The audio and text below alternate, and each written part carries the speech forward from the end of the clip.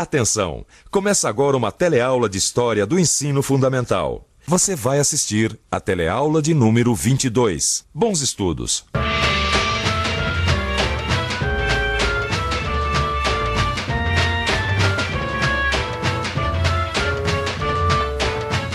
Este daqui é o Palácio do Catete, no Rio de Janeiro.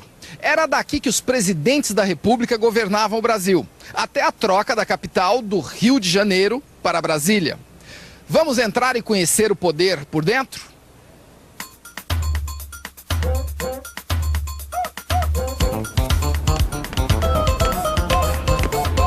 Daqui de cima, eu posso ter uma visão panorâmica da cidade. Na teleaula de hoje e na próxima, nós vamos ter essa mesma visão panorâmica, só que do passado. Eu vou ajustar esse telescópio aqui para o primeiro ano da República, 1889, e só parar em 1930.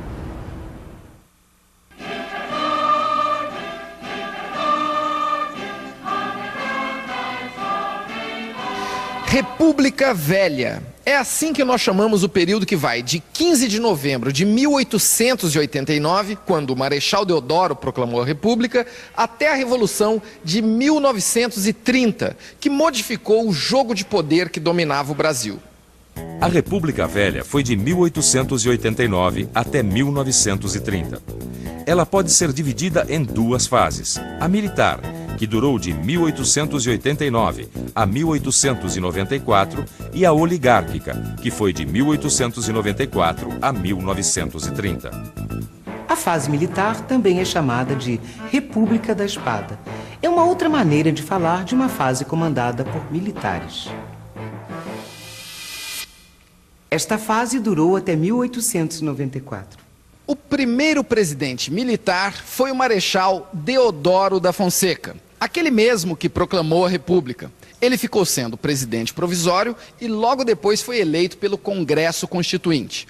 O seu governo durou pouco. Muito autoritário, Deodoro resolveu fechar o Congresso e foi deposto. No seu lugar assumiu o vice-presidente de Deodoro, o Marechal Floriano Peixoto, em 1891. Ordem e progresso. O que isso quer dizer mesmo?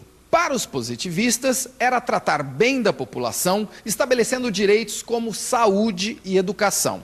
Mas os positivistas não davam muita importância aos direitos políticos, como o voto e a organização partidária. Quer dizer, os positivistas eram democratas, mas não muito.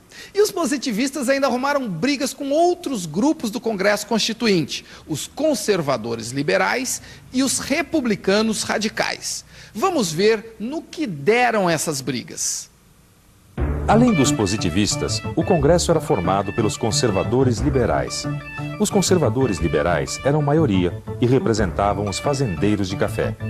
Defendiam os interesses e privilégios dos donos de terra, dos negociantes e banqueiros.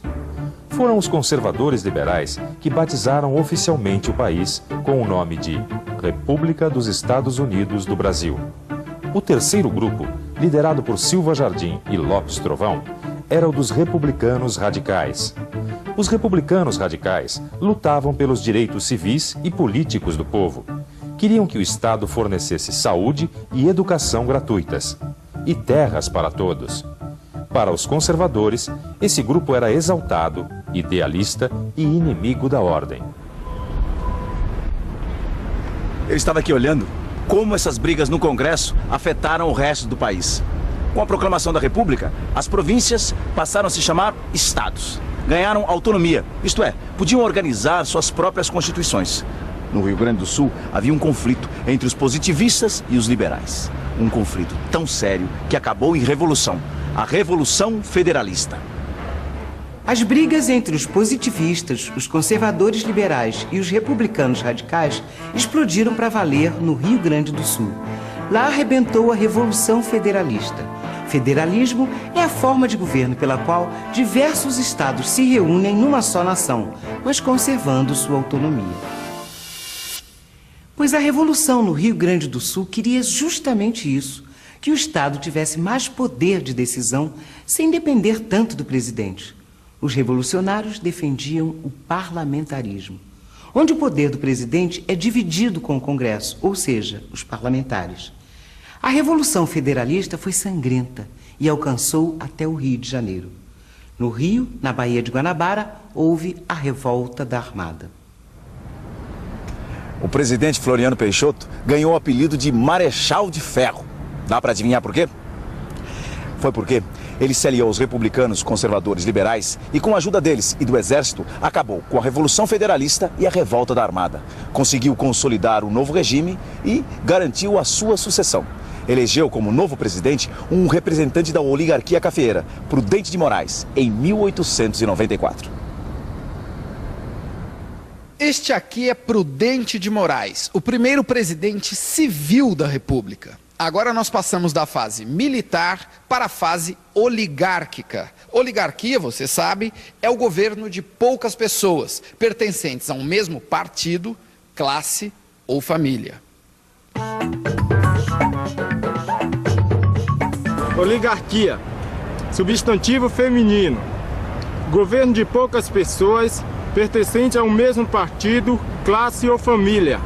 Predomínio de uma facção ou grupo na direção dos negócios públicos. Por que fase oligárquica? Porque um novo equilíbrio de forças estava acontecendo. Os representantes dos fazendeiros de café, que eram maioria no Congresso, apoiaram Floriano Peixoto. Como recompensa, ganharam a presidência. Prudente de Moraes era paulista e ficou conhecido como pacificador, porque anistiou os rebeldes da Revolução Federalista e da Revolta da Armada. Mas, na verdade, Prudente de Moraes não foi tão pacífico assim. Foi durante o governo dele que aconteceu a Revolta de Canudos. No Arraial de Canudos, na Bahia, havia um povoado com 20 a 30 mil habitantes. O líder do povoado era Antônio Conselheiro. Conselheiro era um líder religioso e queria a volta da monarquia. O governo republicano mandou para Canudos uma expedição de mais de 8 mil homens. O arraial foi arrasado a ferro e a fogo em 1897. Em 1898, o novo presidente, Campos Salles, assume um país falido. O tesouro havia se esgotado com os gastos das campanhas militares. Campos Salles conseguiu recuperar as finanças do país. Fez uma administração rígida, com muito sacrifício do povo, mas reforçou o domínio das oligarquias, inaugurando a política dos governadores, que funcionava da seguinte maneira. O presidente favorecia os governadores dos estados. Os governadores dos estados favoreciam os coronéis, que por sua vez garantiam o voto dos governadores e dos presidentes. E assim, uma mão lavava a outra. Você deve estar imaginando que já viu isso em algum lugar, não é? Bom, mas se em matéria de política o país mudava pouco, na área das ciências e tecnologia o Brasil se modernizava. Paris, França, 1898. Santos Dumont encanta a cidade de Paris com seus balões tripulados. Chega ao Brasil uma nova maravilha, o cinema. São Paulo, 1900. Inaugurada a primeira linha de bondes elétricos. O sucessor de Campos Salles foi Rodrigues Alves, que governou de 1902 a 1906. Fez um governo de grandes reformas e grandes polêmicas. Vamos ver algumas dessas reformas. Rodrigues Alves modernizou a cidade do Rio de Janeiro. Construiu a Avenida Central, que hoje se chama Avenida Rio Branco. Nomeou o médico sanitarista Oswaldo Cruz para lutar contra a febre amarela, eliminando águas paradas e cuidando do lixo que dava origem a mosquitos e ratos. A varíola, outra doença comum na época, foi combatida pela vacina. Essas reformas todas tinham um outro lado. Não havia uma preocupação em preparar a população para elas. Vamos ver como a população reagiu. Só para construir a Avenida Central, demoliram 1.681 casas e cortiços. Quase 20 mil pessoas tiveram que se mudar para os subúrbios ou para os morros. Um desses morros, chamado Favela, acabou emprestando o nome para os agrupamentos de barracos que nós conhecemos hoje. Para eliminar ratos e mosquitos, as casas eram invadidas e saneadas sem permissão dos moradores. No caso da vacinação obrigatória, A falta de informação fez com que as pessoas reagissem com violência. Tinham medo da vacina que eram obrigadas a tomar. O porta-voz do povo, nas críticas ao governo, foi o escritor maldito Lima Barreto. Por que maldito? Porque Lima Barreto criticava intensamente os dirigentes do país. Para ele, o governo estava querendo separar dois mundos: o mundo dos privilegiados e o mundo dos deserdados. Para Lima Barreto, isso era impossível, pois um mundo dependia do outro.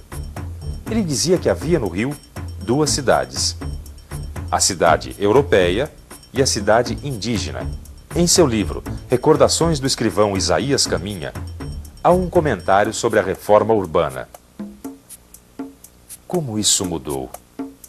Então, de uns tempos para cá, parece que essa gente está doida. Botam abaixo, derrubam casas, levantam outras, tapam as ruas, abrem outras. Estão doidos. Com seu trabalho de escritor, Lima Barreto mostrou aos leitores de sua época a falta de visão do governo para os verdadeiros problemas do povo. E isso vale até hoje. Apesar das críticas, as mudanças impostas pelo governo iam acontecendo. Enquanto isso, surgiam novas manifestações culturais que sobrevivem até hoje. 1902. Euclides da Cunha lança o livro Os Sertões. O livro conta a história de Canudos e é uma denúncia da situação de atraso e pobreza em que vive a população rural. 1905. Pelo Telefone, de Ernesto Santos, é o primeiro samba lançado no país e faz um enorme sucesso. Um dos acertos do governo Rodrigues Alves foi a escolha do seu ministro das Relações Exteriores, o Barão do Rio Branco. O Barão se deu tão bem no cargo que lá ficou por 3 governos. Foi um dos ministros mais populares da República Velha. E tudo isso por quê? O Barão do Rio Branco resolveu várias questões de limites que estavam pendentes no Brasil. Negociou com a Argentina a região das Palmas, no oeste dos estados de Santa Catarina e Paraná. Graças ao Barão, o Brasil aumentou seu território. Conseguiu negociar o Amapá com a França e ainda comprou o território do Acre da Bolívia. A nossa teleaula de hoje para por aqui. Na próxima, nós vamos conhecer os outros presidentes da República Velha, com seus erros e acertos. Por enquanto, fique com o panorama do Brasil na mudança do século XIX para o século XX. E atenção, se liga aí que é hora da revisão. Na teleaula de hoje, nós conhecemos os 5 primeiros presidentes da República do Brasil. Vimos também que houve uma fase de presidentes militares e outra oligárquica, isto é, um governo de poucas pessoas de uma mesma classe ou família. Durante a fase militar, o governo enfrentou e dominou a Revolução Federalista e a Revolta da Armada. O primeiro presidente civil, Prudente de Moraes, acabou com a Revolta de Canudos. Campos Salles recuperou as finanças do país e inaugurou a política dos governadores. No governo Rodrigues Alves, houve grandes reformas na capital, Rio de Janeiro. Essas reformas despertaram polêmicas. O escritor brasileiro que retratou a República Velha foi o maldito Lima Barreto.